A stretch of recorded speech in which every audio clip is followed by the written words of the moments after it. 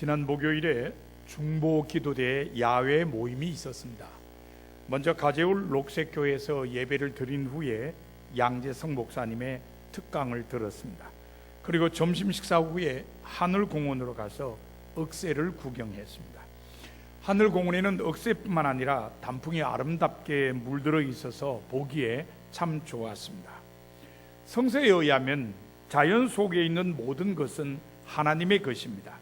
그리고 그것들의 변화는 하나님의 섭리로 되어집니다. 오늘 본문을 포함한 시편 104편은 그것을 고백하고 있습니다. 특히 본문은 하나님께서 지혜로 만드신 것이 얼마나 많은지, 땅에는 하나님께서 지으신 것으로 가득하다고 노래하고 있습니다. 그러므로 곱게 물든 단풍도 하나님의 지혜로 만들어진 것임을 고백하지 않을 수 없습니다. 그런데 하나님께서 만드신 모든 것에는 의도가 있습니다. 그것을 통해 말씀하시는 바가 있다는 것입니다. 하나님께서 단풍을 만드신 것도 그것을 통해서 인간들이 하나님의 말씀을 듣기를 원하시기 때문입니다. 과연 단풍이 우리에게 전하는 하나님의 말씀은 무엇일까요? 단풍이 전하는 첫 번째 하나님 말씀은 조화를 이루는 삶을 살라는 것입니다. 단풍의 아름다움은 여러 색깔의 조화에서 두드러집니다. 빨강, 노랑, 갈색과 더불어 남아있는 초록이 함께 어우러질 때에 더욱 아름답습니다.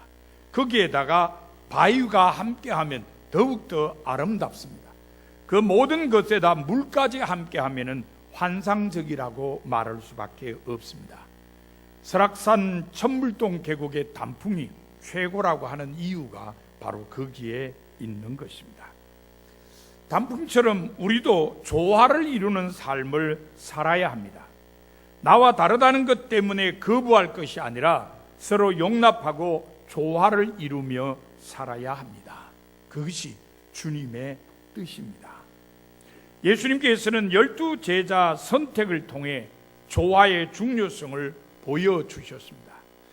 예수님께서 선택하신 12명의 제자들은 같은 부류의 사람들이 아니었습니다. 베드로, 안드레, 야고보, 요한은 모두 어부였습니다. 단순하고 무식하지만 용감한 사람들이었습니다. 예수님이 부르셨을 때에 배와 그물을 다 버려두고 즉시 예수님을 따른 사람들입니다. 반면에 빌립은 이성적인 사람이었습니다. 그는 오병이어의 이적이 일어났을 때에 각 사람으로 조금씩 받게 할지라도 200데나리온의 떡이 부족하리다라고 말했습니다. 그리고 예수님께서 너희가 나를 알았더라면 내 아버지도 알았으리로다라고 말씀하셨을 때에는 아버지를 우리에게 보여주옵소서, 그리하면 족하겠나이다라고 말했습니다. 이런 빌립의 말은 그가 이성적인 사람임을 알게 해줍니다. 마태는 세관에서 일하던 세리였습니다. 자기 나라를 지배하는 로마의 녹을 먹고 사는 현실적인 사람이었습니다. 반면에 가나안인 시몬은 로마에 저항하는 열심 당원이었습니다. 예수님께서는 이렇게 다양한 부류의 사람들을 선택하셔서 하나 되게 하셨습니다. 물론 제자들 사이에 갈등이 전혀 없었던 것은 아닙니다. 그러나 그런 것들은 모두 과정 속에서 나타난 일들이었습니다. 결국은 모든 제자가 하나 되어 초대교회를 잘 이끌어 갔습니다. 예수님께서는 이런 12 제자의 모습을 통해서 이 땅 모든 사람이 조화를 이루며 살아야 한다는 것을 보여주신 것입니다. 단풍은 바로 이런 조화의 삶을 살아야 한다는 하나님의 말씀을 우리에게 전하고 있습니다. 그러므로 여러분 모두 다른 사람과 조화를 이루며 사셔야 합니다. 단풍이 전하는 두 번째 하나님 말씀은 변화에 잘 적응하는 삶을 살라는 것입니다.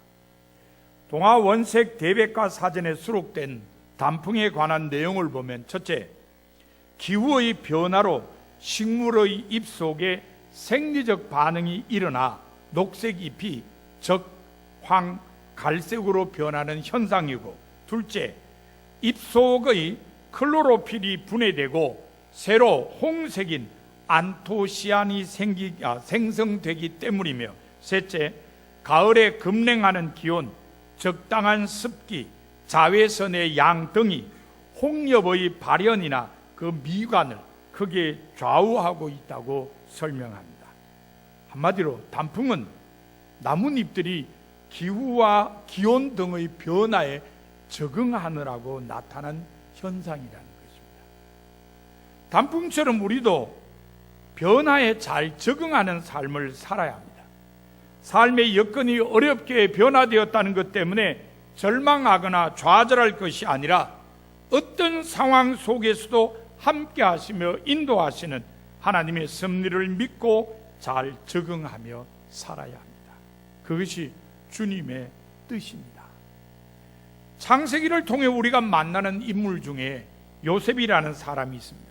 야곱의 11번째 아들로 하나님께서 그 가족을 구원하시기 위해 애굽의 총리로 세우신 사람입니다.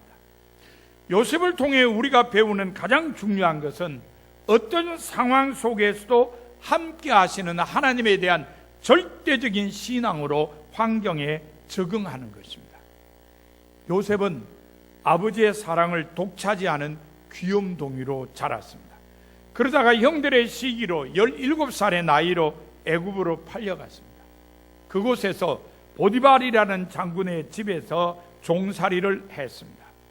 후에 주인에게 인정을 받아 가정총무가 되었지만 주인의 아내가 모함하여 옥에 갇히게 되었습니다.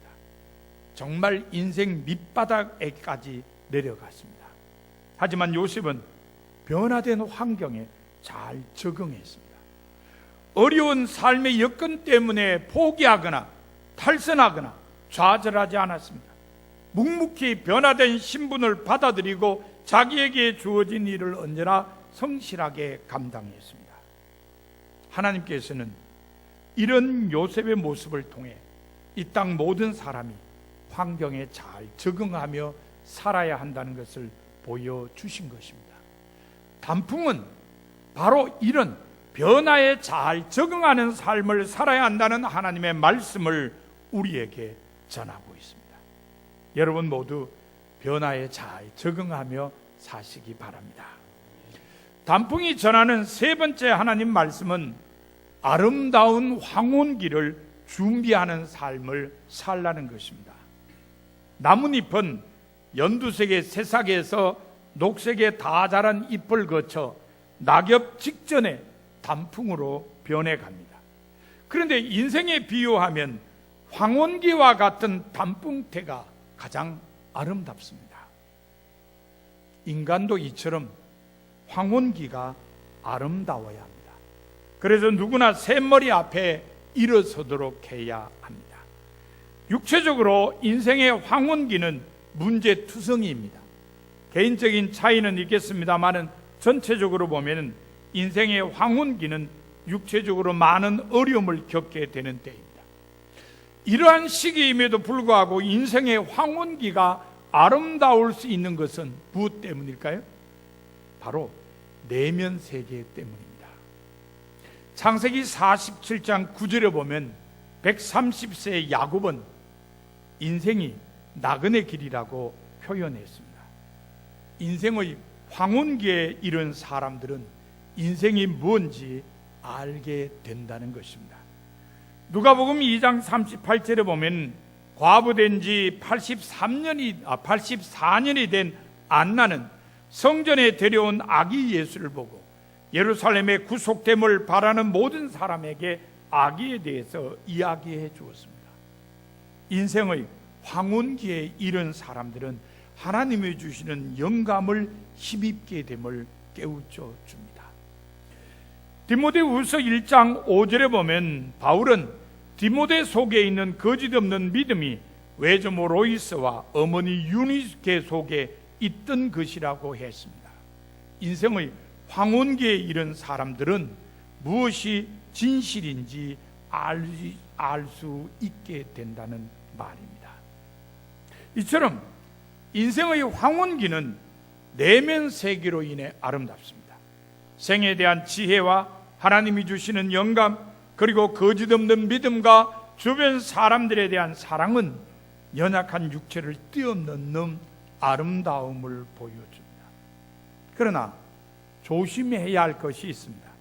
아름다운 내면 세계는 어느 날 갑자기 주어지는 것이 아니라는 사실입니다. 그것은 지속적인 수련을 통해 얻어집니다. 그러므로 보다 성숙한 믿음과 인격을 지닌 황혼기를 맞이하기 위해서 끊임없이 자신을 성찰하며 발돋움하는 노력이 있어야 합니다.